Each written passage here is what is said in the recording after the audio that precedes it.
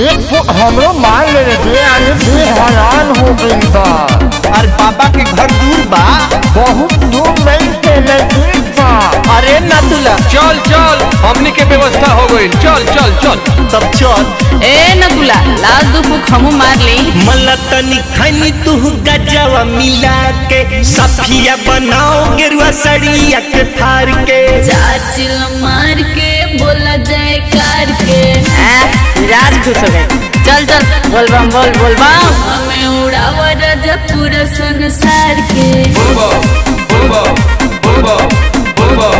मलतनी खनी तू गजवा मिला के सफिया बनाओ गेरुआ सड़िया के फार के चाचिल मार के बोला जाए कार के चाचिल मार के बोला जाए कार के बोला पर भंगिया के अलग जगाओ रे भर दे हमारा भभूत लगाओ रे चाचिल मार के बोला जाए कार के चाचिल मार के बोला जाए कार के।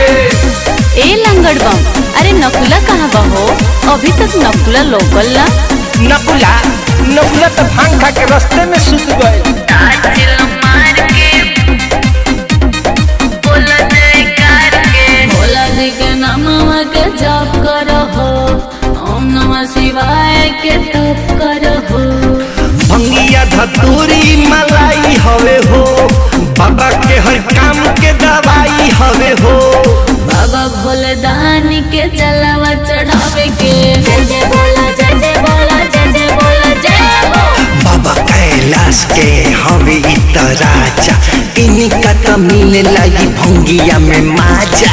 चाचिल मार के बोला जय कार के चाचिल मार के बोला जाए कार के।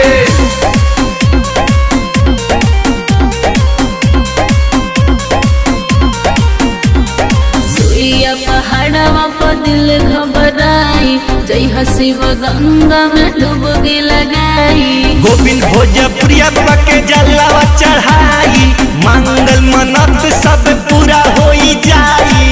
आओ घरदानी के जलवा चढ़ावे के जय जय बोला जय जय बोला जय जय बोला जय हो।